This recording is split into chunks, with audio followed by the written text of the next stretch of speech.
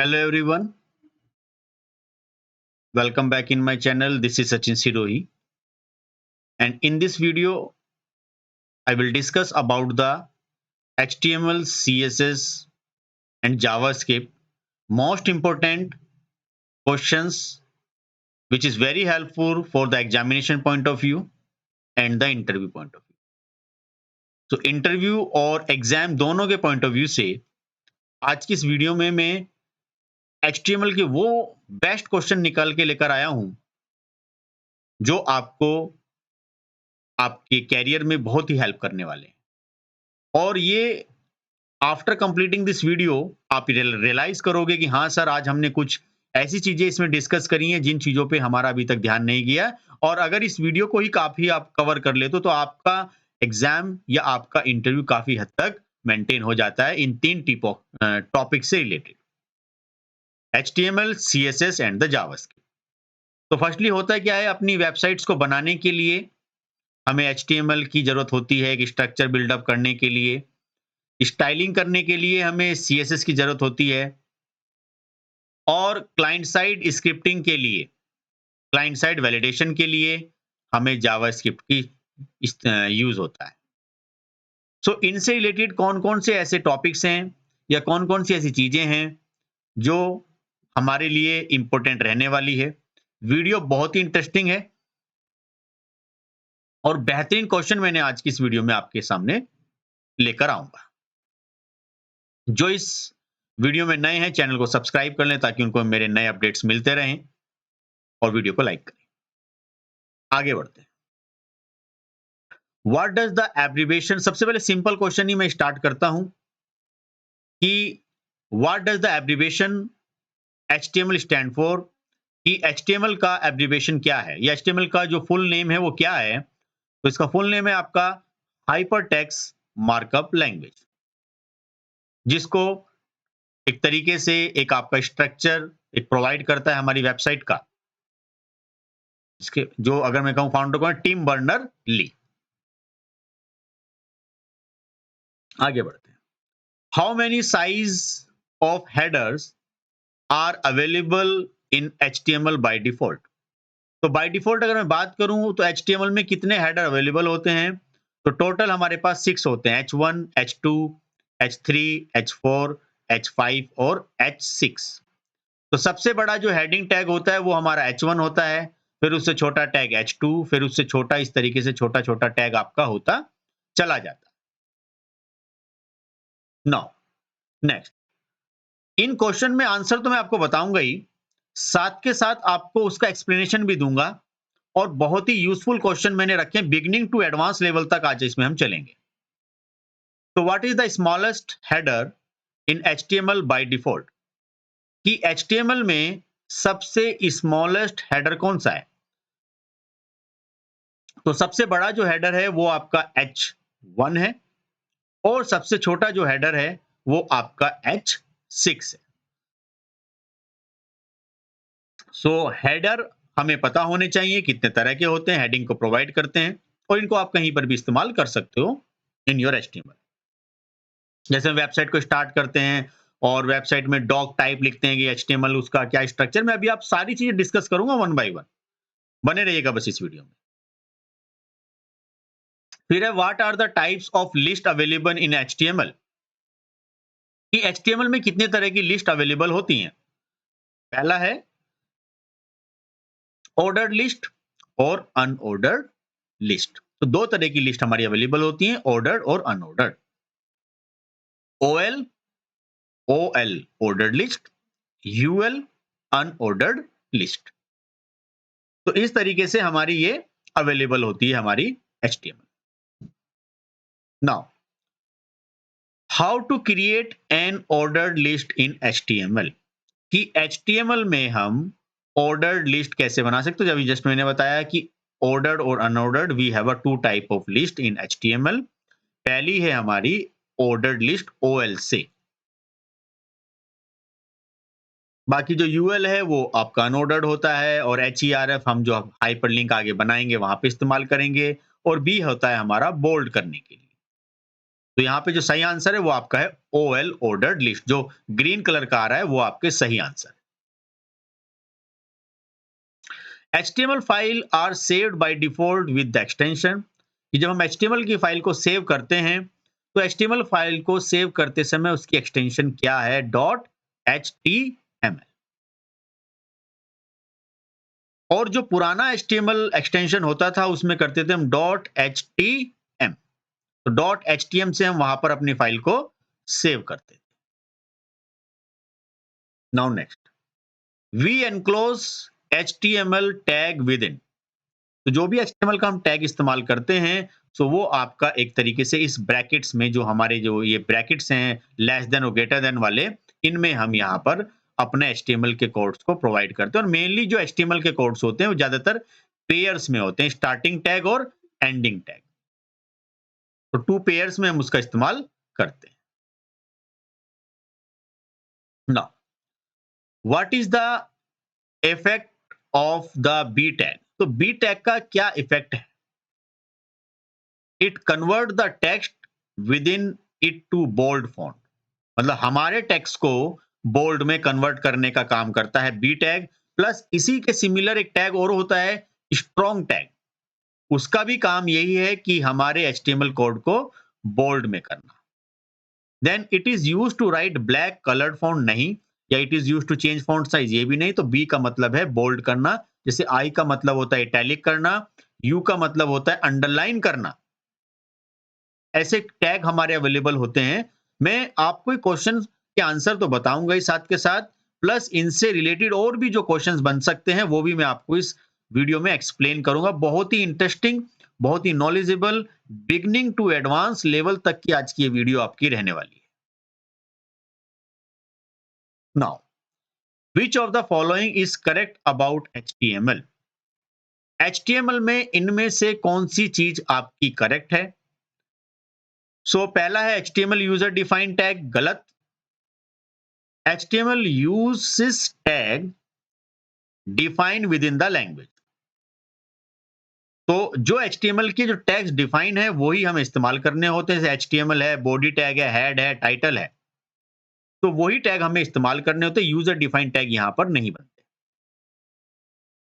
सो ये सब चीजें देखिए आपको इंग्लिश में ही करनी होती है। अगर मैं HTML में काम करूं तो वहां पे मुझे इंग्लिश हिंदी में नहीं कर सकता। तो द ऑल क्वेश्चन मैं एक्सप्लेन कर सकता हूं हिंदी में, but you have to understand in a English, because we want to learn the technical things. तो टेक्निकल थिंग्स में हम जो है उसी पर्टिकुलर जो लैंग्वेज वहां पे जो सपोर्टिव है, जो डिमांडिंग है, उसी में वो चीजें हम सीखते हैं। नेक्स्ट आते हैं, how do display pre formatted text in HTML? तो जिस तरीके से हम HTML में पी से क्या करते हैं, पैराटैग बनाते हैं, paragraph.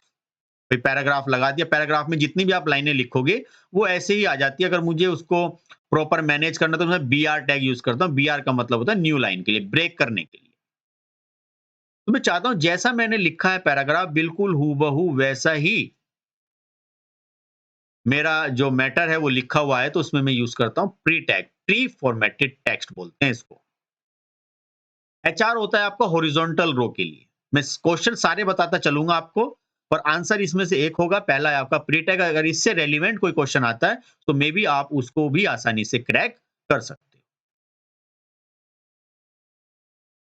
Question number 11, which of the following tag doesn't require a closing tag?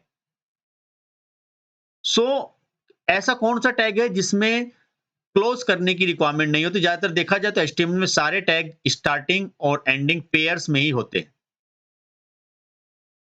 तो यहां पर हमारे पास है BR टैग। BR टैग है हमारा न्यू लाइन के लिए। दूसरा हमारा HR टैग। HR टैग आपका हॉरिजॉन्टल रो के लिए।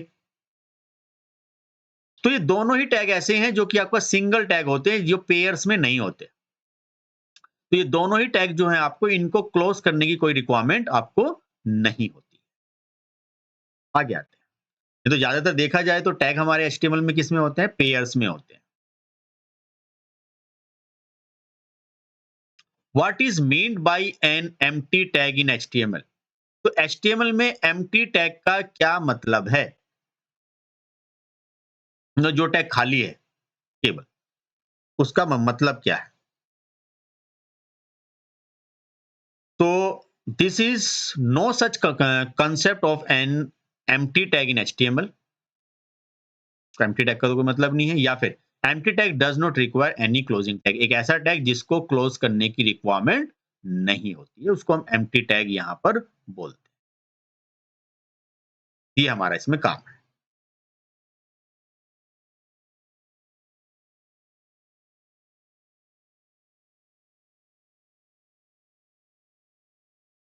सो आगे इसमें स्टार्ट करते हैं। What is meant by an empty tag in HTML, तो हमें समझ में आ गया। What are the attribute used to change the size of an image.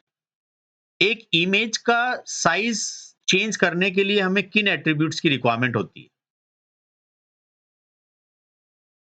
तो साइज हमेशा हम हाइट और विड्थ से ही चेंज करते हैं। जैसे हम साइज चेंज करने के एचटीएमएल से भी चेंज कर सकते हैं, बट एचटीएमएल के थ्रू जैसे किसी इमेज का हाइट विड्थ मुझे चेंज करना हो,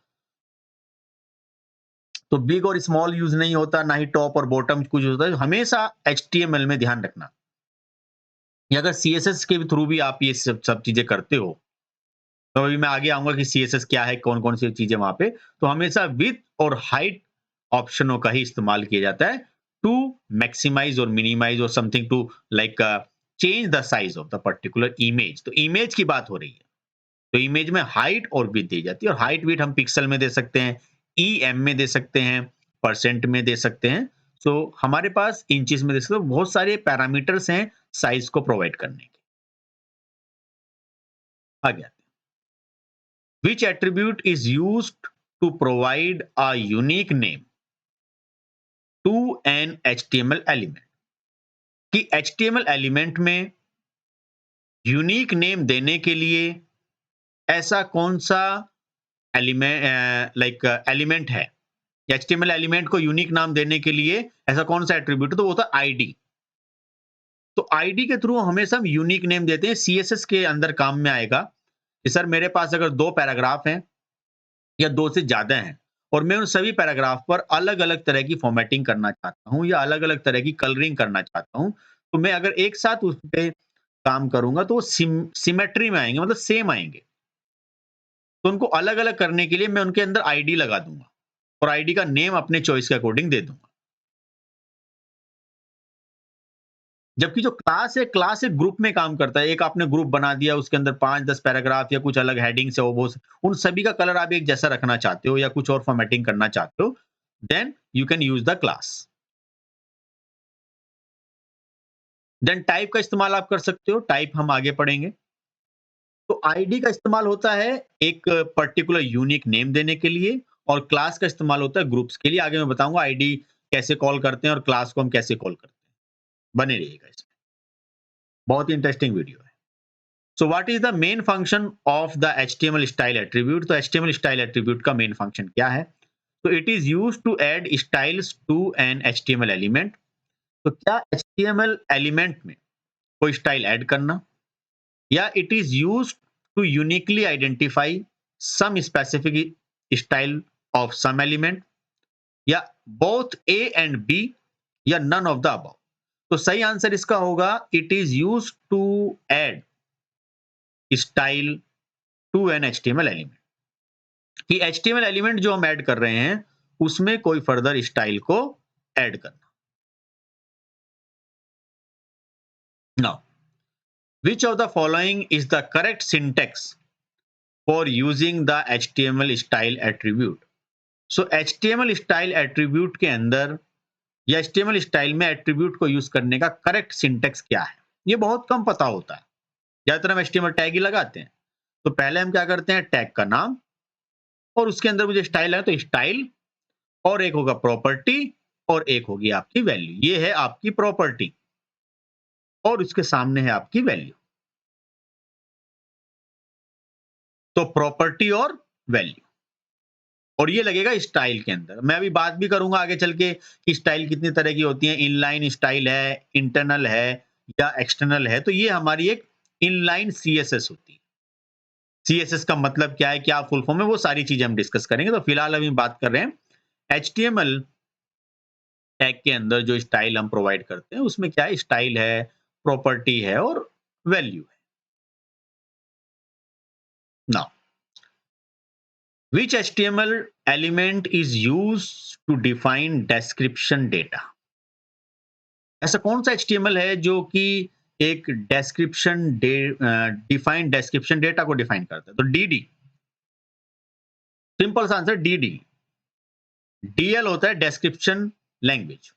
सो DL के अंदर हम क्या करते हैं, DT डेस्क्रिप्शन का टाइप और DD डेस्क्रिप्शन डेटा। ये ध्यान रखिएगा, जो HTML का कोड कर रहे हैं उनको मे बी पूरी चीजें क्लियर हैं कि DD का मतलब क्या।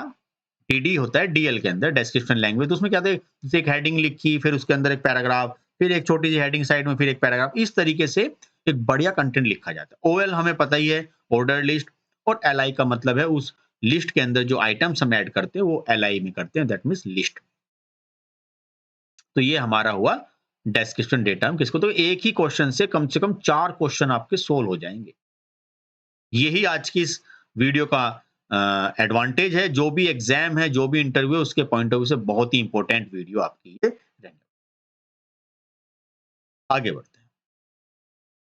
Which of the following properties is used to change the font of text? तो यहां पर अपने टेक्स्ट की अगर कहें चेंज द फॉन्ट, मुझे फॉन्ट चेंज करना है ऑफ टेक्स्ट का, जैसे टाइम्स न्यू रोमन है, कैलिब्री है, ऐसे बहुत सारे हैं, एरियल ब्लैक है, एरियल है, बहुत सारे फॉन्ट होते हैं। तो मुझे अगर फॉन्ट चेंज करना है किसी भी टेक्स्ट का, तो वहां जो प्रॉपर्टी होती है वो होती है आपकी फॉन्ट फैमिली। सो फॉन्ट फैमिली के अकॉर्डिंग हम क्या करते हैं, अपने फॉन्ट को चेंज करते हैं।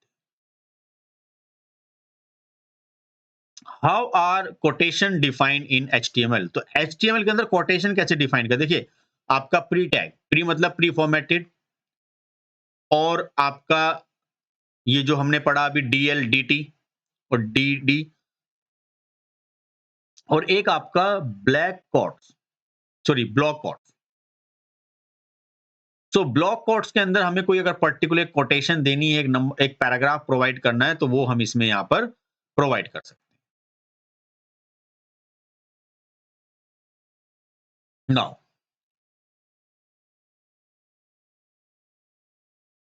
What tag is used to render an image on a web page? तो अगर मुझे अपनी वेब पेज पर एक इमेज लगानी है, तो मैं कौन से टैग का यहां पर इस्तेमाल करूंगा? तो वो जो टैग होगा वो मेरा होगा IMG इमेज टैग। और मैं बात अगर करूं अगले कुछ टैग की, तो सोर्स टैग होता है उस इमेज के अंदर जो हमें पूरा एक इमेज को ऐड करना होता है, तो मुझे इसकी एक लोकेशन बतानी होती है। तो जो लोकेशन है वो आपकी सोर्स है, SRC। Now apart from I tag, which is the following tag is use to render a text in italic? तो अगर देखा जाए तो हम आई टैग का यूज करते हैं इटैलिक के लिए, बी का यूज करते हैं बोल्ड के लिए, यू का यूज करते हैं अंडरलाइन के लिए। तो सिमिलर इटैलिक के जैसा ही ऐसा कौन सा टैग है जो कि इटैलिक बनाने में हमारी हेल्प करता है? तो देखा जाए तो यहां पर हमारे पास EM टैग है जो कि इटैलिक के जैसा ही होता है। स्ट्रॉन्ग टैग है जो कि बोल्ड के जैसा ही होता है। बी टैग और स्ट्रॉन्ग में कोई ज्यादा खास डिफरेंस नहीं है। तो कितनी बारीकी वाली चीज है, देखने में हमें लगता है कि यार ये दोनों अलग अलग, लेकिन काम इनके एक ही है। वीडियो बहुत ही अच्छी रहेगी आपके लिए।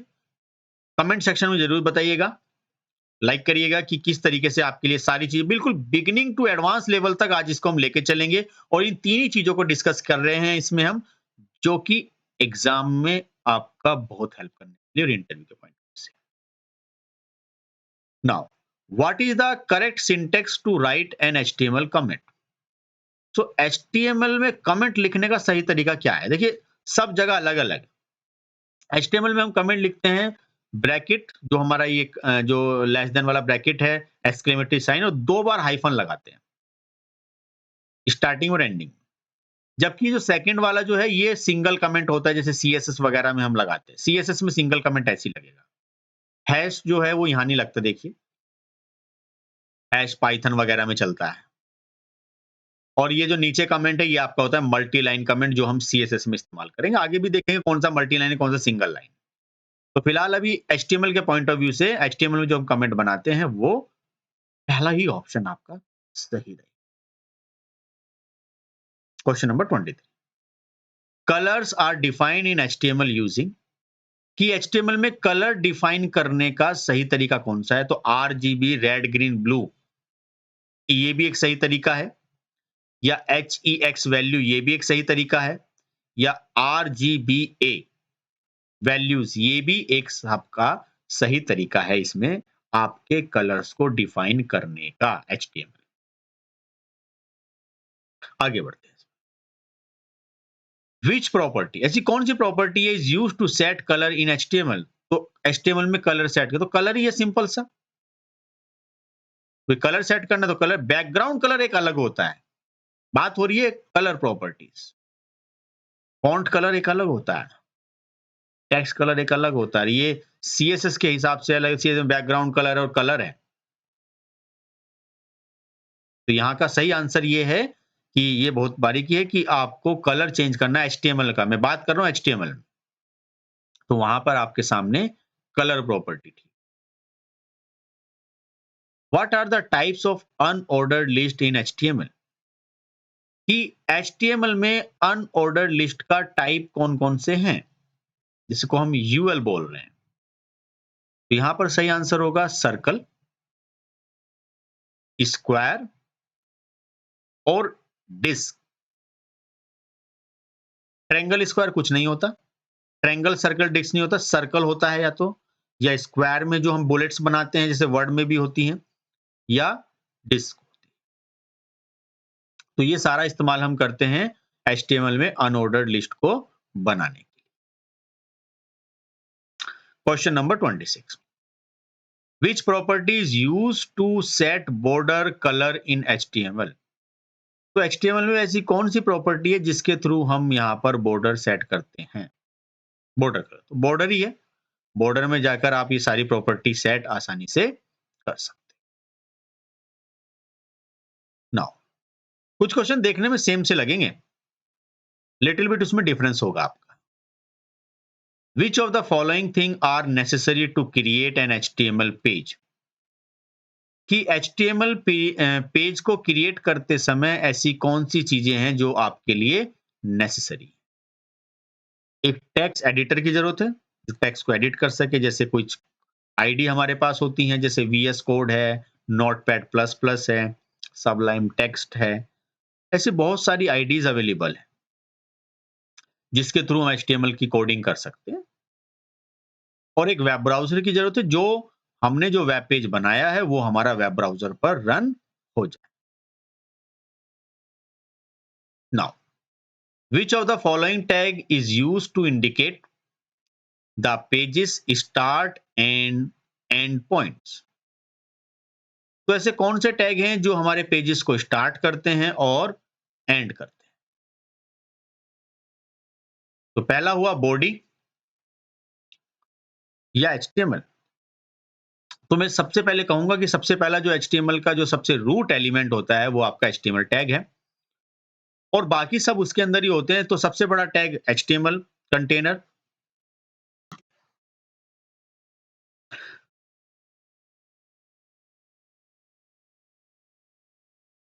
तो ये हमने डिस्कस यहाँ पे कर ही लिया है पेज को स्टार्ट करते समय। विच of the following is true about HTML tag? HTML tag के बारे में इनमें से कौन सा ऑप्शन आपका ट्रू है? तो पहला है are case sensitive. Case sensitive का मतलब मैं बताना चाहता हूं पहले। केस सेंसिटिव का मतलब है कि जो हम लैंग्वेज यहां पर यूज कर रहे हैं उसको अगर कैपिटल स्मॉल में हम लिखते हैं तो क्या कोई प्रॉब्लम होती है, जैसे प्रोग्रामिंग लैंग्वेज में होता है, जैसे C++, जावा, पाइथन। तो HTML केस सेंसिटिव बिल्कुल नहीं है, इसमें आप कोई भी चीज कैपिटल स्मॉल में लिख सकते हो। सही आंसर इसका होगा are not case sensitive. And are in upper case ऐसा कुछ नहीं, तो सही आंसर है आपका are not case sensitive. Which HTML tag is called the root element of an HTML document. तो HTML डॉक्यूमेंट का रूट एलिमेंट क्या? कई बार होता है सर रूट क्या है पता नहीं और हमें आइडिया नहीं लग पाता कि हम क्या क्वेश्चन यहाँ पर लगाएं। तो रूट एलिमेंट जो होगा वो हमारा HTML होगा। फिर बॉडी जो होता है वो सेकंड लार्जेस्ट एलिमेंट होता है हमारा HTML में।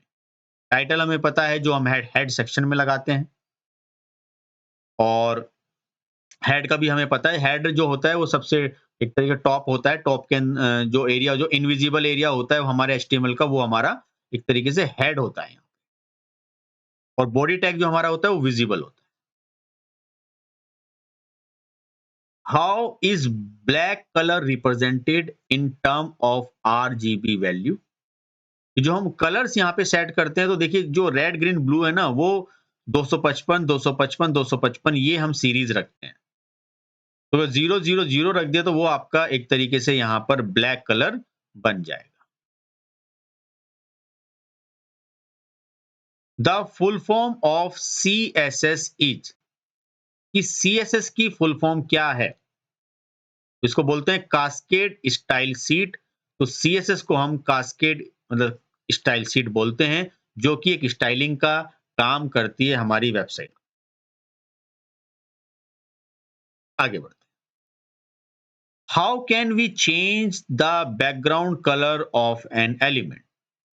तो हम अपने वेबसाइट के या अपने एलिमेंट का बैकग्राउंड कलर कैसे चेंज कर सकते हैं? तो with the help of background colour, क्या बैकग्राउंड कलर की हेल्प से, या कलर, या both A and B text?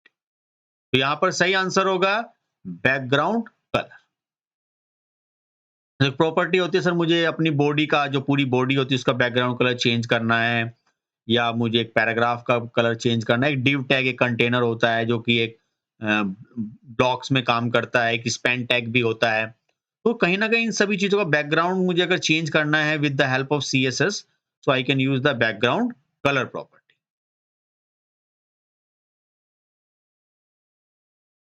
If I am talking about the CSS again, in how many way can CSS be written इन?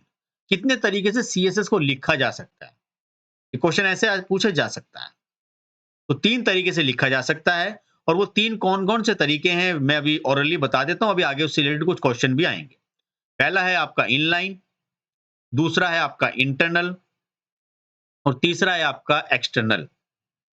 तो ये 3 तरह की CSS हम इसमें इस्तेमाल करते हैं अपने HTML में जो कि स्टाइलिंग के लिए इस्तेमाल होती है।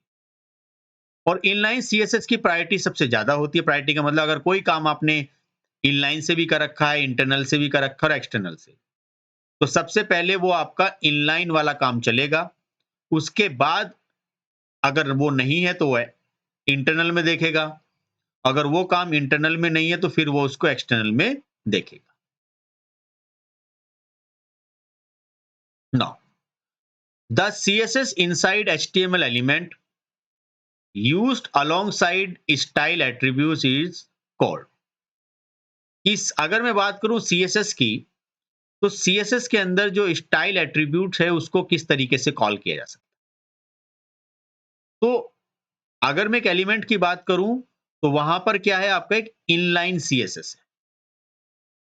तो इनलाइन का मतलब है जो उसी पर्टिकुलर टैग के अंदर लगाई जाती है। इंटरनल का मतलब है जो कि हम हेड सेक्शन में लगाते हैं। और थोड़ा बहुत तो HTML आपने किया होगा तो उससे समझ में आ रहा है कि हाँ सर जो इंटरनल क्या है जो हेड सेक्शन में लगता है और इनलाइन आप किसी भी टैग में लगा देते हो। और एक्सटर्नल क्या है जो मैंने CSS की डॉट CSS से सेव करते हैं हम CSS की फाइल को कहीं बाहर बनाई और उसको हम लिंक करते हैं अपने हेड सेक्शन में। तो 3 तरह की CSS हमारी हो सकती है। अगला क्वेश्चन उसी पे रहेगा CSS के बारे में। How can we set the maximum width of the element context box using CSS?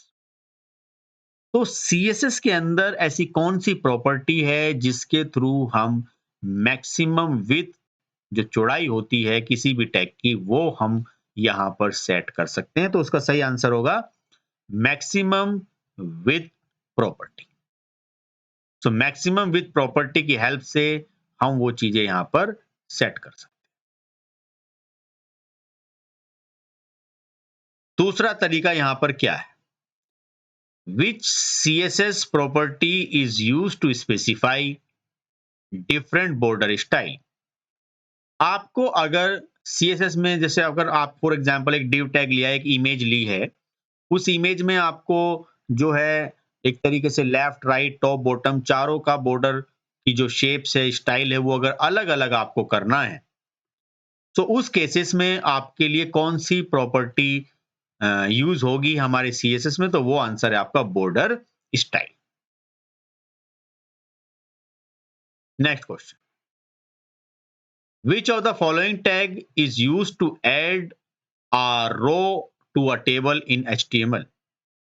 तो HTML में अगर देखा जाए तो टेबल बनाते कैसे, पहले मैं टेबल की बात करता हूं। सबसे पहले हम बनाते हैं टेबल। टेबल एक पूरा कंप्लीट टैग होगा। टेबल के अंदर हम यूज करते हैं TR, टेबल की रो। टेबल की रो के अंदर होती है हमारी, जैसे कि सर टेबल रो हो गया, टेबल हेडिंग भी हम दे सकते हैं TH। और टेबल हेडिंग हमने एक बार दे दी फर्स्ट रो, फिर हम टेबल की जो एक तरीके से कॉलम प्रोवाइड करते हैं वो करते हैं हम TD, टेबल कॉलम। तो TR टेबल रो, TD का मतलब टेबल कॉलम, TH का मतलब है टेबल हेडिंग। तो जो ये हम टेबल बनाते हैं, तो यहाँ पे क्वेश्चन पूछा गया कि टेबल में TR का मतलब क्या? टेबल के अंदर रो ऐड करना। और इसमें मैं एक प्रॉपर्टी और बताना चाहता हूं कि टेबल की काफी सारी रो को जोड़ना, तो रो को कंबाइन करने के लिए रो स्पैन होगा, और कॉलम को मर्ज करने के लिए कॉल स्पैन होगा। रो के लिए रो स्पैन और कॉलम के लिए कॉल स्पैन हम यहां पर यूज करते हैं HTML में। आगे बढ़ते हैं। Which property allow an image link to show a text label? ऐसी कौन सी प्रॉपर्टी है जब हम इमेज में जो उसका लेबल देते हैं, जो उसका नाम देते हैं? क्योंकि जो गूगल जो होता है, अगर गूगल की मैं बात करूं, जो सर्च इंजन या गूगल जो हमारी इस इमेज को, कई बार आप देखते हो कि आपने कोई चीज लिखी और वो सर्च करने आप लगे, तो कंटेंट तो आएगा ही, कंटेंट के साथ साथ कुछ इमेजेस भी आपको शो होंगी। तो वो इमेजेस जो होंगी वो आपकी, जो उन इमेजेस को रीड कैसे करता है गूगल का जो क्रॉलर होता है, वो करता है आपका with the help of alt tag. तो ऑल्ट के अंदर हम उसकी लेबलिंग करते हैं अपनी पर्टिकुलर इमेज की, और कोई टैग नहीं है, तो ऑल्ट टैग। बहुत ही बेहतरीन और बहुत ही इंपॉर्टेंट क्वेश्चन है, और बिगिनिंग टू एडवांस ही रहने वाले हैं। आगे बढ़ते हैं। अब जो मैं आपसे कह रहा था कि CSS की बात हमें करनी है, कि CSS हमारे पास 3 टाइप्स की होती है। पहला है इनलाइन, दूसरा है इंटरनल, और तीसरा है एक्सटर्नल। इतना पता होना काफी है, इसके बाद भी कुछ और चीज पता होनी चाहिए। इनलाइन जो टैग में लगता है, इंटरनल जो हम हेड सेक्शन में लगाते हैं, एक्सटर्नल जो हम अपने HTML के पेज से बाहर कहीं बनाते हैं और फिर इसको लिंक करते हैं हम अपने HTML पेज। ये स्टाइल में लगता है, ये भी स्टाइल में लगता है इंटरनल, लेकिन ये हम डॉट CSS के नाम से कहीं बाहर फाइल को बनाकर सेव करते हैं। सबसे ज्यादा जो प्रायोरिटी होती है, प्रायोरिटी का मतलब अगर हमने तीनों फाइलों में कोई काम कर रखा है सिमिलर, एक पैराग्राफ का कलर मैंने तीनों जगह लगा रखा है, तो वो वाला सबसे पहले चलता है जो इनलाइन में है। ठीक है, तो ये इसकी प्रायोरिटी हायरार्की है, जो बहुत कम पता होती है बच्चों को, तो ये आपको ध्यान रखना। इनलाइन CSS का कोड लिखा कैसे जाता है? देखिए, जैसे पैराग्राफ है, तो पैराग्राफ के अंदर ये क्या स्टाइल है, तो ये स्टाइल के अंदर हमने क्या दिया? प्रॉपर्टी, और ये हो गई वैल्यू। तो स्टाइल के अंदर बोल रहे हैं इस पैराग्राफ का कलर हो जाए ब्लू, और इस पैराग्राफ को दिस वन यहाँ पे क्लोज और पेयर टाइप। तो इस तरह का जो सिंटेक्स लिखा जाता है, ये आपका होता है इनलाइन CSS का। एक ही मैंने इसी वीडियो में सब लगा दिया कि देखो इनलाइन इस तरीके से इस्तेमाल होगा। इंटरनल में क्या है कि हेड सेक्शन होगा, हेड सेक्शन के अंदर हम क्या करेंगे? स्टाइल टैग लगाएंगे, उसका टाइप बता सकते हैं टेक्स्ट या CSS। अब वैसे लेटेस्ट चल रहा है तो खाली स्टाइल भी लगा सकते हो, कोई दिक्कत वाली बात नहीं। फिर हम क्या कर रहे हैं कि इसमें किसी एक पर्टिकुलर एलिमेंट पे जो एचटीएमएल का एलिमेंट है, जब हम सीएसएस लगाते हैं तो एलिमेंट के हिसाब से लगा सकते हैं, बॉडी टैग या हेडिंग टैग या पैराग्राफ टैग, ऐसा कोई भी टैग। और या फिर हम उस टैग की एक आईडी दे सकते हैं, मुझे अगर अलग-अलग टैग्स पे अलग-अलग तरह की कुछ स्टाइलिंग करनी हो, आईडी टैग, तो आईडी को यहाँ पे कॉल करते हैं हम हैश के हेल्प से। और अगर मैंने क्लासेस दी हैं, काफ़ी सारे पैराग्राफ्स को या काफ़ी सारी हेडिंग्स को एक ग्रुप में रखा है, मैं उनमें सिमिलर फॉर्मेटिंग करना चाहता हूँ, तो ऑन दैट सिचुएशन आपको यहाँ पे डॉट लगा के कॉल करना होता है। और अगर आप चाहते हो कि सभी एलिमेंट्स का एक साथ से ही वो फॉर्मेटिंग हो जाए पूरे पेज के लिए, तो आप स्टार लगा सकते हो, तो यूनिवर्सल हो जाता है। तो करीब 3 मेन होते हैं, आईडी जो हमारी, इनको बोलते हैं सिलेक्टर, एलिमेंट का नाम, आईडी या फिर क्लास या फिर स्टार। तो आप किसी भी टैग का, किसी भी एलिमेंट, जैसे बॉडी टैग है उसका बैकग्राउंड कलर आपने ब्लू कर दिया, या कोई पैराग्राफ है उसका कलर आपने यहां से येलो कर दिया। तो इस तरीके से आप किसी भी टैग का, किसी भी एलिमेंट का कलर वगैरह यहां से चेंज कर सकते। फिर आता है एक्सटर्नल सीएसएस। तो एक्सटर्नल सीएसएस क्या है? जैसे हेड सेक्शन है और हेड के अंदर फिर हमने क्या किया, यहां से एक रिलेटिव, मतलब कि एक रेफरेंस उसको बताया कि हम क्या यहां से लिंक कर रहे हैं, कि एक स्टाइल शीट, और वो टाइप क्या है, वो टेक्स्ट या सीएसएस है, और एचआरईएफ से हम उसका लिंक बता रहे हैं कि वो कहां पर है। तो उसको डायरेक्टली यहां पे लिंक करने के लिए हम स्टाइल्स डॉट सीएसएस का इस्तेमाल करें। तो कुल मिला के ये 3 तरह की सीएसएस हम इस्तेमाल करेंगे। पहला इनलाइन, जो उसी टैग में इस्तेमाल होगी। दूसरा इंटरनल, जो हमारा हेड सेक्शन के अंदर हम इस्तेमाल करेंगे। तीसरा है एक्सटर्नल, जो हम बाहर बनाएंगे एचटीएमएल पेज से, उसको यहाँ पे हम लिंक करेंगे। तो बहुत ही सही तरीके से आई होप आपको ये सारी चीजें क्लियर हो रही हैं। आगे बढ़ते हैं। नेक्स्ट है what type of CSS is the following codes and. अगर आप इसको देख के बता सकते हो कि कौन सी सीएसएस, सर आप तो फटाफट बता दें, क्योंकि हमें समझ में आ गया कि ये कौन सी सीएसएस है। सर इस तरह का कोड, अगर एक इनलाइन ब्लॉक, इसको इनलाइन ब्लॉक भी बोलते हैं, तो इनलाइन जो हमने कोड किया, ये हमारा एक तरीके से जो है, ये हमारा एक इनलाइन सीएसएस का कोड है, H1 style colour colon blue. तो इनलाइन सीएसएस हमारी। Now next, what type of CSS is generally recommended for designing a large web page. अगर देखो, अगर छोटा ही काम करना है भाई, 2-4 पेज का ही है, पेज भी छोड़िए, 2-4 पैराग्राफ वगैरह है, हेडिंग, तो इनलाइन लगा लो। नहीं सर काम बहुत बड़ा है, मतलब एक मीडियम लेवल का है, मुझे इस पेज में कुछ, तो फिर इंटरनल लगा लो। नहीं सर काम उससे भी बहुत बड़ा है, लार्ज वेब पेजेस बना रहे हैं, बहुत बड़े-बड़े पेजेस हैं, और बार-बार ये स्टाइलिंग का काम मुझे हर पैराग्राफ के लिए रिपीट करना पड़ रहा है। तो मैं चाहता हूँ कि और सिमिलर हर पेज में बहुत सारे पेजेस हैं, उन सभी में भी यही काम करना है, तो उस केसेस में हम बनाते हैं एक्सटर्नल। भाई सपोज़ करो फॉर एग्जांपल मेरे पास 5 वेब पेज हैं और मैं चाहता हूँ 5 वेब पेज का बैकग्राउंड कलर एक जैसा है। तो ये या तो एक तरीका ये है कि मैं हर एक पाँचों पेज में जाके वो स्टाइलिंग सेट करूँ, या एक तरीका है कि बाहर एक मैं सीएसएस बना दूँ और उसको पाँचों से लिंक कर दूँ। सो जब हम लार्ज एप्लीकेशन पे काम करते हैं ना, तो हम हमेशा या कोशिश करते हैं ज़्यादातर कि एक्सटर्नल सीएसएस का इस्तेमाल किया जाए। तो यहाँ पर बात होगी एक्सटर्नल सीएसएस की, लार्ज के लिए। मीडियम के लिए इंटरनल और स्मॉल काम के लिए बिल्कुल इनलाइन सीएसएस। आगे बढ़ते हैं। Which of the following are example of block level element in HTML. तो एचटीएमएल में ब्लॉक लेवल एलिमेंट क्या है? Div tag.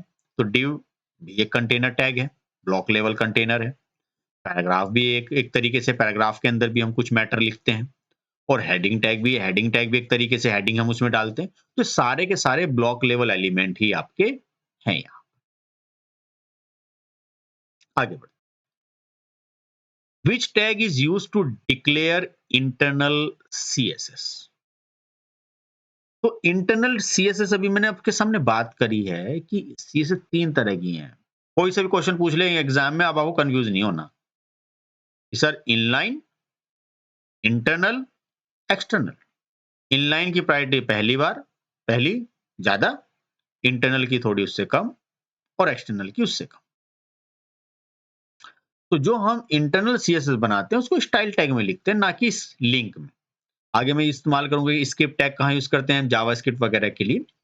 तो फिलहाल यहाँ पे सही आंसर होगा आपका style tag. How can we select an element with a specific ID in CSS? तो सीएसएस में किसी भी एलिमेंट पे अगर मुझे स्टाइलिंग करनी हो, कुछ कलर सेट करना हो या कुछ और काम करना हो और मुझे आईडीज के थ्रू करना हो, तो आईडी के थ्रू जो हम काम करते हैं वो हैश के थ्रू से कॉल करते हैं। जैसे हमने पैराग्राफ के अंदर आईडी इक्वल टू 101 या P1 दे दिया, तो मैं यहाँ पे हैश P1 कॉल करूंगा।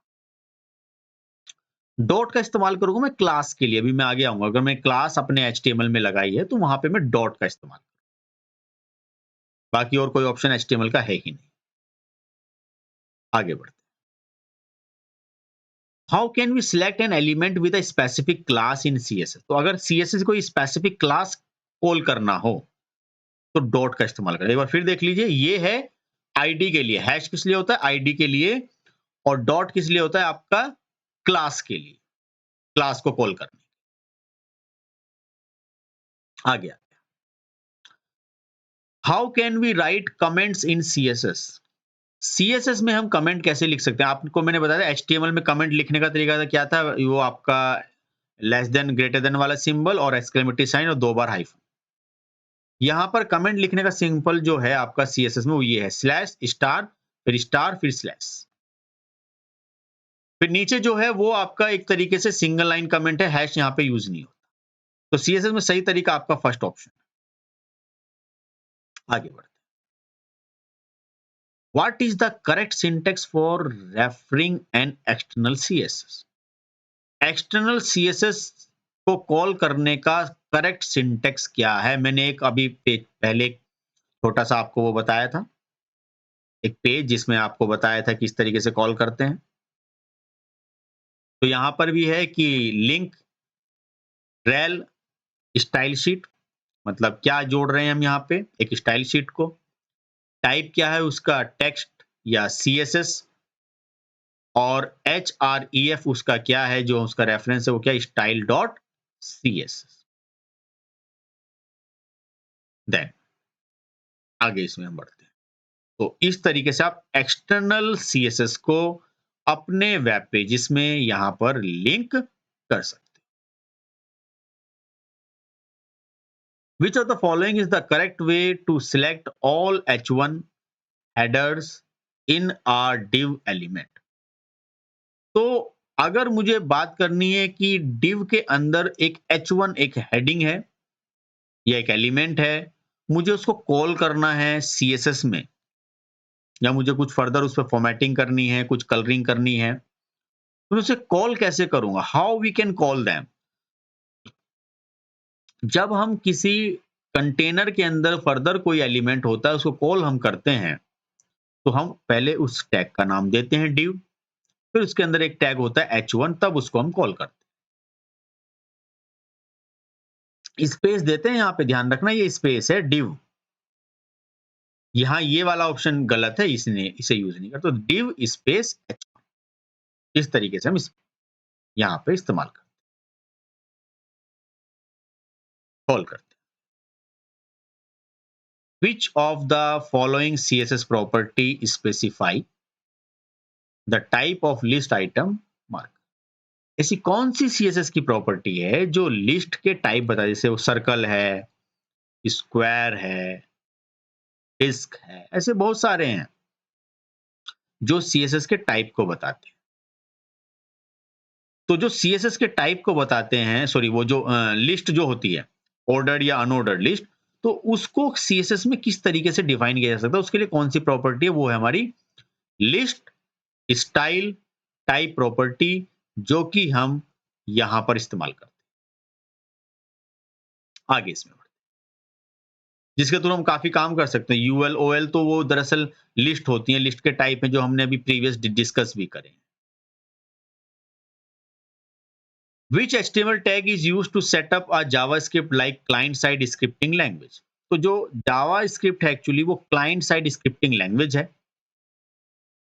जो कि हम स्क्रिप्ट टैग के अंदर लगाते हैं, जो कि कितने तरह की हो सकती है वो भी हम बात करेंगे, इनलाइन, इंटरनल, सब चीजें क्या है। तो यहाँ पे हम इस्तेमाल करते हैं स्क्रिप्ट टैग। सिलेक्ट नहीं होता, सिलेक्ट तो एक्चुअली क्या होता है ना, हम एचटीएमएल में कुछ कॉम्बो बॉक्स वगैरह बनाते हैं, कुछ ऑप्शंस वगैरह, तब हम यूज करते हैं। जैसे किसी को टैग बॉक्स बनाना है, लेबल बनाना है, वहां पे यूज कर सकते हैं। आगे, तो अब क्वेश्चन को जावा स्क्रिप्ट के ले लेते हैं। तो जावा स्क्रिप्ट क्या है? तो अगर देखा जाए तो JavaScript is an object oriented language, कुछ इसको ऑब्जेक्ट बेस्ड भी बोलते हैं, तो वैसे सही इसको बोलेंगे ऑब्जेक्ट, क्योंकि ऑब्जेक्ट इसमें आ गया है। तो जावा स्क्रिप्ट क्या है? एक ऑब्जेक्ट ओरिएंटेड लैंग्वेज है। प्रोसीजर नहीं, प्रोसीजर तो ये होती है सी वगैरह, ये स्ट्रक्चर, तो ये आपका ऑब्जेक्ट ओरिएंटेड लैंग्वेज है। Now, which of the following keyword is used to define a variable in JavaScript? तो जावा स्क्रिप्ट में जब हम वेरिएबल्स डिक्लेयर करते हैं, उसको डिफाइन करने का सही तरीका या सही मेथड क्या है? तो वेर के थ्रू भी हम वेरिएबल डिक्लेयर कर सकते हैं। Variable is a memory container to hold the value. किसी वैल्यू को होल्ड करवाना ही क्या होता है? एक वेरिएबल को इस्तेमाल होता है। लेट के थ्रू भी हम जावा स्क्रिप्ट में वेरिएबल को डिफाइन कर सकते हैं। और एक होता है कॉन्स्ट, CONST, वो यहां पे डिफाइन नहीं है, उसको भी हम कॉल कर सकते हैं। तो वेर क्या होता है? एक तरीके से एक वेरिएबल को हम 2 या 3 बार भी डिफाइन कर सकते हैं सेम नाम से, तो वो रोकता नहीं है, तो वेर थोड़ा फ्लेक्सिबल है। लेट में क्या होगा कि वो उसको दोबारा डिक्लेयर नहीं करने देगा। वेरिएबल ए हमने एक बार डिक्लेयर कर दिया तो सेकंड टाइम आप नहीं कर सकते, वैल्यू उसको बाद में असाइन कर सकते हैं। और कॉन्स्ट क्या होगा कि वेरिएबल तो डिक्लेयर करने ही नहीं देगा, साथ साथ ये भी रिक्वायर करेगा कि you have to pass the value at the time of the declaration. जब आप वेरिएबल को डिक्लेयर करते हो उसी समय पे आपको वो वैल्यू भी उसमें असाइन करनी ही होगी। तो वन टाइम असाइनमेंट उसमें अलाउ होता है। तो फिलहाल अभी जो सही आंसर इसमें वो वेर और लेट, ये 2 ऑप्शन है, बाकी एक तीसरा और होता है कॉन्स्ट कर। अगर वो कहीं आ जाए तो आपको ध्यान रखना है। Which of the following method is used to access element using JavaScript? Get element by ID, क्या इसके थ्रू कर सकते हैं? ऑब्वियसली किसी भी एलिमेंट को कैसे हम जावास्क्रिप्ट में कॉल कर सकते हैं। या gate element by class name, ये भी कर सकते हैं, क्लास के नेम से कॉल कर सकते हैं, आईडी के नाम से कॉल कर सकते हैं, टैग के नाम से कॉल कर सकते हैं। तो the both option are correct, option A and D. तो जावास्क्रिप्ट में हम दोनों ही यहां पर कॉल कर सकते हैं, गेट एलिमेंट बाय आईडी या फिर gate element by class name. Next question, which of the following methods can be used to display data in some form using JavaScript? तो यहां पर डेटा को डिस्प्ले करने का क्या सही तरीका है हमारी JavaScript? Document dot right, console dot log, या फिर विंडो डॉट अलर्ट। तो देखिए जावास्क्रिप्ट में किसी भी मैसेज को प्रिंट करने के ये सारे ही मेथड होते हैं। डॉक्यूमेंट डॉट राइट आपका HTML पे राइट कराएगा, कंसोल डॉट लॉग आपका कंसोल पे राइट कराएगा, वो HTML पे राइट नहीं कराता। विंडो डॉट अलर्ट जो आपकी HTML की विंडो होगी, वहां पर एक आपको एक पॉपअप शो करेगा। तो ये सारे के सारे आपके जावास्क्रिप्ट के ही फंक्शंस हैं। अगला क्वेश्चन, अभी जो मैं बात कर रहा था कि how can a data type be declare to be constant type, कि अगर मुझे एक वेरिएबल को कांस्टेंट टाइप का डिक्लेयर करना है तो उसको हम कैसे डिक्लेयर कर सकते हैं? With the help of const, CONST। तो कॉन्स्ट की हेल्प से हम उसको डिक्लेयर कर सकते हैं। तो कॉन्स्ट हुआ, वेर हुआ, लेट हुआ, तो ये 3 तरीके से, ये तीनों ही एग्जाम्पल हैं हमारे जावास्क्रिप्ट में to define the variables. but the const is more useful. Now, what will be the output of the following code snippet? एक छोटा सा प्रोग्राम है जावास्क्रिप्ट का, जैसे मैंने एक आपको CSS का प्रोग्राम दिखाया था। तो यहाँ पर एक स्क्रिप्ट टैग के अंदर ही हम यहाँ पर यूज करते हैं। तो स्क्रिप्ट के अंदर मैं टाइप बता दिया, टाइप क्या है? टेक्स्ट और जावास्क्रिप्ट, कि हाँ यहाँ पे टेक्स्ट है, जावास्क्रिप्ट हम यूज कर, और इसकी स्क्रिप्ट को बंद कर दिया। इसके अंदर एक हमने नॉर्मल रखा है a इक्वल टू 5 + 9, मतलब एक सिंटेक्स बताया, बाकी तो वेर भी लगाना था, और लिखा डॉक्यूमेंट डॉट राइट a। तो डॉक्यूमेंट डॉट राइट के अंदर जैसे मैंने राइट करवाने की कोशिश, तो 5 और 9 को मैंने जोड़ दिया, तो आउटपुट क्या आएगी आपकी? 59, क्योंकि वो ऑटोमेटिकली कर लेगा उसको, +9 को करके रख लेगा ए में और ए को प्रिंट कर देगा। तो जस्ट एक आपसे एक नॉर्मल एक कॉन्सेप्ट पूछा गया है कि अगर इसको आपको करना तो कैसे आएगा। आगे बढ़ते हैं। What will be the output of the following code snippet? अगर एक छोटा सा कोड है, आपने पूरा स्क्रिप्ट लिखा, टाइप लिख दिया है जावा स्क्रिप्ट, और लैंग्वेज भी क्या है? जावास्क्रिप्ट। एक सिंटेक्स है जावास्क्रिप्ट को लिखने का, जिसको आप बॉडी टैग के अंदर भी लिख सकते हो, बाहर बनाना चाहो तो बाहर भी बना सकते हो। एक वेरिएबल लिया है वेर x इक्वल टू 12, एक वेरिएबल जिसकी वैल्यू 12 है, दूसरा वेरिएबल y जिसकी वैल्यू हमारी कितनी है? 8।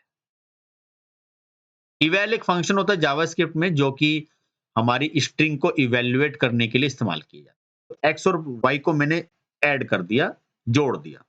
तो ये क्या करता है कि इवैल्यूएट, जो कोई चीज स्ट्रिंग बनी हुई है उसके अंदर का कोई न्यूमेरिक वैल्यू, तो उसको भी इवैल्यूएट कर लेगा, उसको भी प्रोसेस में ले आएगा। तो 12 + 8 को जोड़कर ये RES के अंदर रख लेगा, और RES को प्रिंट करवा देगा आपके उस वेब पेज पर डॉक्यूमेंट डॉट राइट की हेल्प से। तो यहाँ पर जो आउटपुट आपकी आएगी वो आएगी आपकी 20, क्योंकि भाई 12 और 8 को तो जोड़ लिया गया, दोनों को जोड़ने के बाद जो वैल्यू बनी वो बनी आपकी 20। तो ये इसका सही आंसर है। छोटे छोटे से कॉन्सेप्ट्स हैं जो आपको पता होने चाहिए। तो बिगिनर के पॉइंट ऑफ व्यू से ये क्वेश्चन आपके लिए बहुत ही इंपॉर्टेंट है, एग्जामिनेशन के पॉइंट ऑफ व्यू से, इंटरव्यू के पॉइंट ऑफ व्यू से, जिन पर आपको ये चीज ध्यान देनी चाहिए। इवैल फंक्शन क्या होता है? वैसे तो टाइप कास्टिंग के और भी फंक्शन अवेलेबल हैं, but we are talking about only the eval function. What will be the output of the following code snippet? तो इनमें से कौन सा कोड सही है? तो where a equal to 1, where b equal to 0। मैंने दो वेरिएबल ले लिए a और b, दोनों में वैल्यू रख दिया अलग अलग, एक में 1 एक में 0। अब मैं चेक कर रहा हूं कि जो एक के अंदर जो वैल्यू है, मतलब 1, एक के अंदर क्या 1, 1 is less than equal to 3, क्या 1 3 से छोटा है? हाँ, यस। तो फिर मैंने क्या किया? a plus plus, a plus plus का मतलब होता है a equal to a plus 1, कि a के अंदर एक वैल्यू इंक्रीज कर दो, पोस्ट इंक्रीमेंट है। फिर किया b equal to b plus a multiply 2। अब a में क्या था? 1, 1 मल्टीप्लाई 2 तो 2 हो गया, और b क्या है? 0, तो 0 प्लस 2 2 हो गए, तो b में आ गई 2। लेकिन ये जो 2 है, क्या आपका यहां से 2 आया, 1 आया? नहीं सर, अगर 1 की मल्टीप्लाई 2 में करेंगे तो 2 आ जाएगा, b में 0 था, लेकिन यहां तो 4 आ रहा है, क्योंकि जब a था तो a equal to a plus 1, तो a में जब आप एक वैल्यू जोड़ दो 2 हो जाएगा, तो यहाँ पे 2 आएगा, 2 मल्टीप्लाई 2 4 हो गया, तो 4 प्लस 0 0 हो के b में रखा गया, और b को हमने यहाँ पे प्रिंट किया, तो 4 आ गया। अगली बार सर यहाँ पे 4 का 5 हो गया, 5 मल्टीप्लाई 2 10 10 आ गया। अगली बार ये लूप 3 बार चलेगा, जैसे ही a की वैल्यू 3 से ज्यादा बढ़ जाएगी लूप रुक जाएगा। सर कितना हुआ अब आपका? 4, 4 हुआ, देख लीजिए, 5 हुआ था यहाँ पे पहली बार, 6 हो गया, तो 6, अब 6 यहाँ पे तुरंत 2 से होगा या ज्यादा होगा? ध्यान से देखिएगा। तो यहां पर क्वेश्चन क्या है कि हर बार जो इसकी वैल्यू थी, यहाँ पे 2 थी सर, 2 यहाँ पे 2 दूनी 4 हो गया, 4 हमने प्रिंट कर दिया। अब b की वैल्यू फिर आ गई यहाँ पर, अब 4 को फिर क्या किया गया कि b की वैल्यू तो 4 है, अब a की वैल्यू बढ़ गई, अब 3 हो गई, तो 3 दूनी 6 हो गई, 6 और 4 हो गई 10, 10 प्रिंट हो गया, फिर वैल्यू बढ़ गई, तो 10 है बी में, तो बी में तो 10 है और यहां पे हो गया 3 और 3 में जैसे आया तो उसने बढ़ा दी 4 हो गया, 4 दूनी 8 हो गया और 8 में फिर हमने 10। इसको आप पेपर पे लिख के सोल्व कर सकते हो। अगर आपको लूप की प्रॉपर नॉलेज है तो डेफिनेटली आपको समझ में आता है। उसका आंसर होगा 4, 10 और 18। इसका सही आंसर है। ऐसे क्वेश्चन भी आपको थोड़े से बेसिक तो बिल्कुल पता होना ही जरूरी है। छोटे-छोटे से क्वेश्चन है ये जो कि आपके जावास्क्रिप्ट में आपके कोड को बनाते हैं।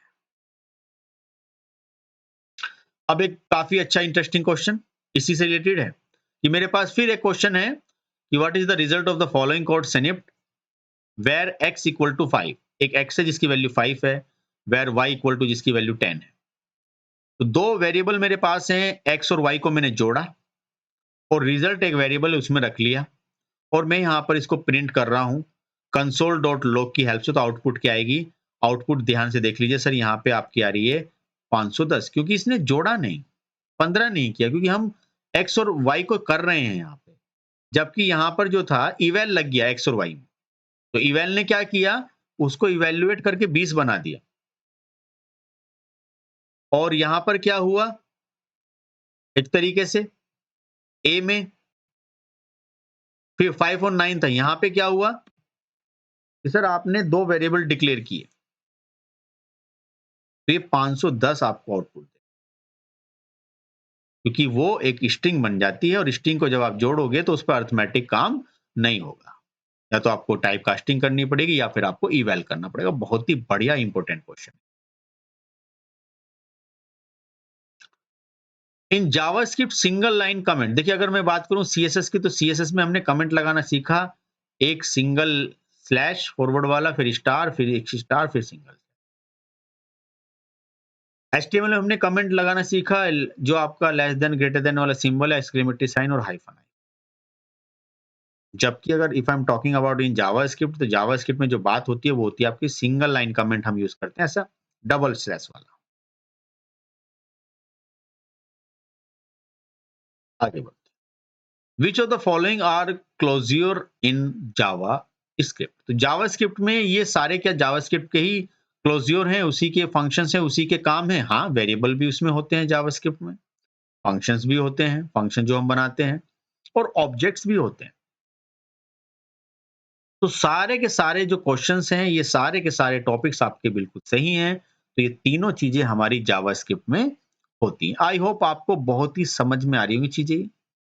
और देखिए थोड़ा सा लिटिल बिट टेक्निकल अगर आपने किया होगा तो डेफिनेटली आपको ये सारी चीजें कवर हो जाएंगी। और अगर बाई चांस वो चीजें आपने टेक्निकली नहीं की तो इनसे रिलेटेड थोड़ा सा प्रैक्टिकल जरूर कर लें, क्योंकि ये उन्हीं से डिपेंडेड क्वेश्चंस आपके। आगे बढ़ते हैं। अब बिल्कुल जावास्क्रिप्ट के बारे में थोड़ा सा और लिटिल बिट कुछ दो चार क्वेश्चन और इंपॉर्टेंट है जो मुझे लगे कि भाई क्यों ना, जैसे हमने सीएसएस को पढ़ा, इंटरनल सीएसएस ये है, इनलाइन ये है, एक्सटर्नल ये है, सेम उसी तरीके से जावा स्क्रिप्ट जो कि क्लाइंट साइड स्क्रिप्टिंग लैंग्वेज है, क्लाइंट साइड पे यूज होती है, फिर सर्वर साइड स्क्रिप्टिंग लैंग्वेज हमारी कुछ अलग होती है, तो क्लाइंट साइड पे हम भी कुछ काम करते हैं। What is internal and external Java script क्या होती है? तो अगर मैं बात करूं तो मैंने तीनों चीजें फिर यहाँ पे एक कोडिंग में लगा दी, जैसे मैंने अभी इंटरनल सॉरी सीएसएस के बारे में लगवाई। तो स्क्रिप्ट का टाइप टेक्स्ट या जावास्क्रिप्ट, और सोर्स और जावास्क्रिप्ट की पूरी फाइल। तो ये जो जावास्क्रिप्ट मैंने लगाई है, ये बाहर एक कोई फाइल रखी होगी, उसको मैंने यहां लगा दिया। तो ये मेरी जो हुई एक तरीके से एक्सटर्नल जावास्क्रिप्ट हुई, क्योंकि ये फाइल कहीं बाहर है, उसको मैं डायरेक्टली यहां पर लिंक कर रहा हूं। दूसरा हुआ स्क्रिप्ट टाइप टेक्स्ट, फंक्शन मैंने इसके अंदर बनाया से हेलो, फंक्शन की पहचान होती है पैरेंथेसिस से, और उसके अंदर मैंने एक अलर्ट फंक्शन कॉल किया जिसके अंदर लिखा हेलो, आप कुछ भी लिख सकते हो। तो ये आप between the body, body tag के अंदर कहीं पर भी कितनी बार आप इस तरीके से इंटरनल स्क्रिप्टिंग कर सकते हो, उसमें कोई दिक्कत नहीं। जबकि हमने जो पढ़ा था कि जो सीएसएस है वो हेड सेक्शन के अंदर करनी होती है, स्टाइल टैग के अंदर। जबकि जावास्क्रिप्ट में जो इंटरनल हम बनाते हैं जावास्क्रिप्ट, वो हम कहीं पर भी बना लेते हैं। और जो इनलाइन जो होती है, जैसे ये हमारी इनलाइन है, तो किसी भी टैग के जो एचटीएमएल का जो टैग है, उसके अंदर हम ऐसे यूज़ कर सकते हैं, जैसे ऑन क्लिक पर ये जो से हेलो वाला बटन कॉल हो जाए, तो मैंने यहाँ पर जावास्क्रिप्ट लगा दी। आप देख सकते हो। तो ये जो जावास्क्रिप्ट है, ये आपकी जो हो गई है, ये ऑन क्लिक वाली। मतलब ऑन क्लिक मतलब क्लिक करने पर हम इस फंक्शन को कॉल कर रहे हैं, तो इसको बोलते हैं हम इनलाइन जावास्क्रिप्ट। तो एक इनलाइन हो गई, ये आपकी इंटरनल हो गई और ये आपकी एक्सटर्नल जावास्क्रिप्ट हो गई। इस तरीके से आप आई होप आपको जावास्क्रिप्ट में ये इंटरनल, इनलाइन और ये सब चीजें क्या होती है, बिल्कुल सही तरीके से क्लियर हो गई। एक छोटा-सा कोड मैंने और यूज़ किया है। डॉक टाइप मतलब हम पहले ही बता देते हैं अपने वेब ब्राउज़र में कि हमारे वेब ब्राउज़र का डॉक्यूमेंट का टाइप कैसा है। एचटीएमएल, फिर उसके अंदर हमने बॉडी देखिए हेड सेक्शन में लिया, आप चाहो तो लगा सकते हो हेड के अंदर टाइटल वो सब चीज़ें। बॉडी के अंदर हमने एक हेडिंग लगा दी है प्रिंट समथिंग मैसेज। फिर एक पैराग्राफ लिख दिया है हम लोगों ने। फिर एक पैराग्राफ के अंदर एक आईडी लगा दी है, कुछ भी दे सकते हो नाम। और हमने यहाँ पे एक स्क्रिप्ट टैग लगाया। इस स्क्रिप्ट का मैंने अंदर यूज़ किया document dot gate element by ID. तो मैं इस पैराग्राफ को यहाँ पे कॉल कर रहा हूँ जावास्क्रिप्ट में, आईडी के थ्रू। आईडी क्या है मेरी? डेम। तो document dot gate element by ID. और इनर एचटीएमएल इसके अंदर एक और फीचर होता है, उसकी मदद से मैंने 30+40 लिखकर उस पैराग्राफ में शो करवा दिया। तो जैसे ही ये प्रोग्राम चलेगा, तो आउटपुट क्या आएगी? पहला आएगा प्रिंट समथिंग, ये वाला। फिर आएगा सम ऑफ 10-20, ये पैराग्राफ। फिर ये 40 जो आ रहा है, ये आ रहा है इसकी हेल्प से। इस पैराग्राफ के अंदर ये जो हमने यहाँ पे किया, ये डायनामिक काम करने के लिए हमेशा हम एचटीएमएल का ही इस्तेमाल उसका जावास्क्रिप्ट का इस्तेमाल करते हैं। आई होप आपको बिल्कुल best beginning to intermediate to advance level की इन तीनों स्किल से जो चीजें हो सकते हैं, जो आपके एग्जाम के पॉइंट ऑफ व्यू से बहुत ही ज्यादा ये चीजें इंपॉर्टेंट है। प्रैक्टिकल थोड़ा सा जरूर कर लीजिएगा आई होप इसका। तो आई होप डेफिनेटली आपको ये सब चीजें लगेगी और वीडियो में मुझे जरूर बताइएगा, कमेंट सेक्शन में लाइक कीजिएगा, बताइएगा किस तरीके से आपके लिए सारी चीजें हेल्पफुल रही। सो इस वीडियो में इतना रखते हैं। सो मैंने अपनी तरफ से इसमें बेस्ट एफर्ट लगाए हैं कि जो एक एक बिगिनर स्टूडेंट्स है और वो इस तरीके से अपना वेब डिजाइनिंग में या वेब डेवलपमेंट में अपने कैरियर को स्टार्ट करना चाहता है और वो कोई एक पेपर क्लियर करना चाहता है या कोई इंटरव्यू इस तरीके लेवल पे हैंडल करना चाहता है, तो उसके सामने बेसिक चीज़ों को कैसे समझा जाए और कौन-कौन सी चीज़ें ज़्यादा इम्पोर्टेंट है। तो ये कुछ क्वेश्चन जो भी जितने भी थे मेरे, ये तो मैंने एक्सप्लेन करे ही हैं, इनके साथ-साथ ये आंसर बताया ही है, लेकिन इनसे रेलेवेंट भी काफ़ी सारी चीज़ें मैंने एक्सप्लेन की है। तो आई होप आपके लिए आपके एग्ज़ाम के पॉइंट ऑफ व्यू से, आपके करियर के पॉइंट ऑफ व्यू से ये सारी चीज़ें बहुत बेनिफिशियल होगी। तो आज की वीडियो में इतने रखते हैं। So keep watching my channel. So thank you very much for watching this video.